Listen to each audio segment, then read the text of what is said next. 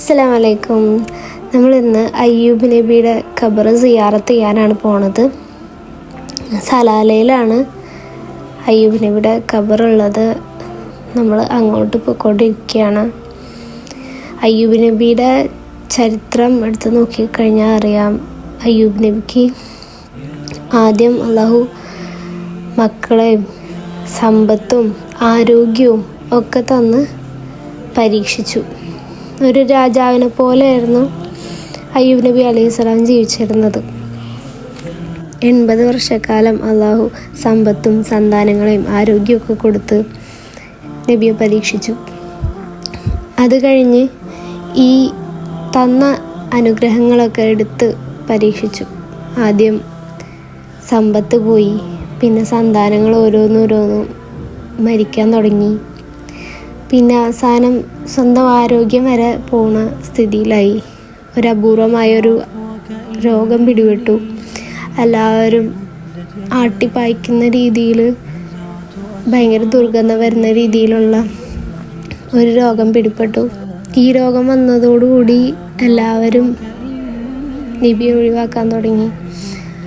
ആ സമയത്ത് നബിയുടെ ഭാര്യ ചോദിക്കുന്നുണ്ട്, നബിയെ, താങ്കളൊരു നബിയല്ലേ?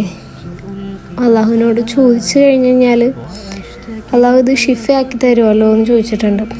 നബി പറഞ്ഞ ഒരു കാര്യമുണ്ട്, എനിക്ക് ഇത്രയും കാലം സന്താനങ്ങളെയും സമ്പത്തും ഒക്കെ തന്ന് അള്ളാഹു അനുഗ്രഹിച്ചിട്ടുണ്ട്. ആ അള്ളാഹുവിനോട് ഇങ്ങനെ പരാതി പറയാനായിട്ട് എനിക്ക് സാധിക്കില്ല എന്ന്. അവസാനം അയ്യൂബ് നബി അലൈഹിസ്സലാം ദുആ ചെയ്യാണ്. അള്ളാഹുവിന് ഏറ്റവും ഇഷ്ടപ്പെട്ട രീതിയിൽ തന്നെയാണ് ദുആ ചെയ്യണത്. അങ്ങനെ ദുആ ചെയ്ത് കഴിഞ്ഞിട്ട് അള്ളാഹു ആ ദുആ സ്വീകരിക്കുകയാണ്. അങ്ങനെ അള്ളാഹു തആല അയ്യൂബ് നബി അലൈഹിസ്സലാമിനോട് ഒരു സ്ഥലത്ത് കാലുകൊണ്ട് ചവിട്ടാൻ പറഞ്ഞു. അവിടെ ഉണ്ടായ വെള്ളം കൊണ്ട് അവിടെ കുളിക്കാനും പറഞ്ഞു. അള്ളാഹു തആല പറയുന്നുണ്ട്, അത് കുടിക്കാം, തണുത്ത വെള്ളമാണെന്നൊക്കെ പറയുന്നുണ്ട്. അപ്പോൾ ഈ ചരിത്രങ്ങളൊക്കെ അടങ്ങിയിട്ടുള്ള ഒരു സ്ഥലത്തേക്കാണ് നമ്മൾ പോണത്. അയ്യൂബ് നബി അലൈഹിസ്സലാമിൻ്റെ ജീവിതം എടുത്ത് നോക്കിക്കഴിഞ്ഞാൽ ഒരുപാട് ക്ഷമയുടെയും ഒക്കെ പാഠങ്ങൾ നമുക്ക് കാണാൻ പറ്റും. അള്ളാഹു തന്ന അനുഗ്രഹങ്ങൾക്ക് എന്നും ശുക്ർ ചെയ്യുന്ന മഹാനായിരുന്നു അയ്യൂബ് നബി അലൈഹിസ്സലാം.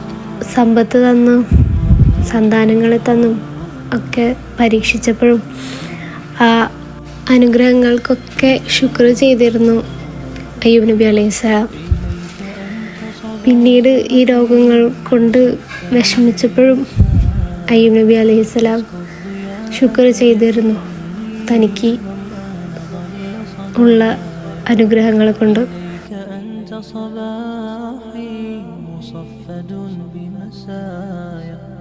فاسكب ضياءك إني ظمآن ضل صدايا لم أدر من أين بعد أسقي جنين الركايا.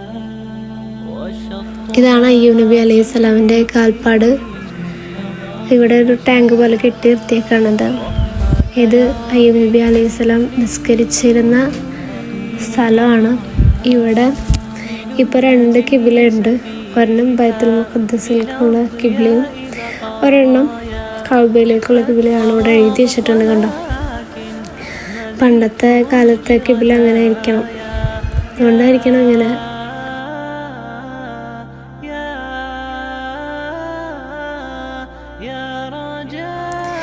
ഇതാണ് കഅബയിലേക്കുള്ള കിബില. കണ്ടോ, ഇവിടെ എഴുതി വെച്ചിട്ടുണ്ട്. അവർ ഇപ്പോഴും അതിനെങ്ങനെ സംരക്ഷിച്ച് കൊണ്ടുപോകുന്നുണ്ട് ഈ സ്ഥലത്തിനൊക്കെ. അയ്യൂബ് നബി അലൈഹിസ്സലാമിൻ്റെ ഖബറിൽ നിന്ന് കുറച്ച് ദൂരം വന്നു കഴിഞ്ഞാൽ നമുക്ക് അയ്യൂബ് നബി അലൈഹിസ്സലാം കുളിച്ച കുളം കാണാൻ പറ്റും. ഞങ്ങൾ അങ്ങോട്ടാണ് പോണത്. പോണ വഴിക്ക് ഒരുപാട് ഒട്ടകങ്ങളെയും ഒക്കെ കണ്ടു.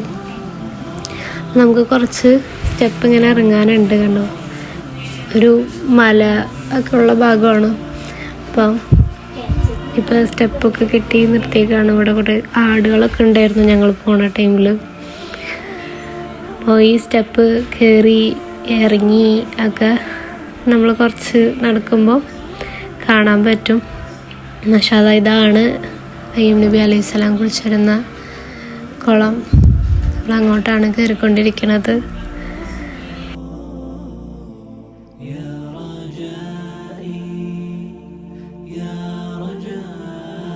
ഞങ്ങൾ പോയ ടൈമിൽ അങ്ങനെ അധികം ആൾക്കാരൊന്നും ഉണ്ടായിരുന്നില്ല. ഈ സ്റ്റെപ്പൊക്കെ കയറി. ഇതാണ് മാഷാ അല്ലാഹ്, ഇതാണ് അയ്യൂബ് നബി അലൈഹിസ്സലാം കുളിച്ച കുളം. കണ്ടോ? മാഷാ അല്ലാഹ്, ഇതാണ് അയ്യൂബ് നബി അലൈഹിസ്സലാം കുളിച്ചിരുന്ന കുളം. വുളു എടുത്തുന്നതും ഇവിടെ നിന്നാന്ന് പറഞ്ഞു കേട്ടിട്ടുണ്ട്. നല്ല തണുത്ത വെള്ളമാണ്. രോഗശമനത്തിന് കഴിവുള്ള വെള്ളമാണ്.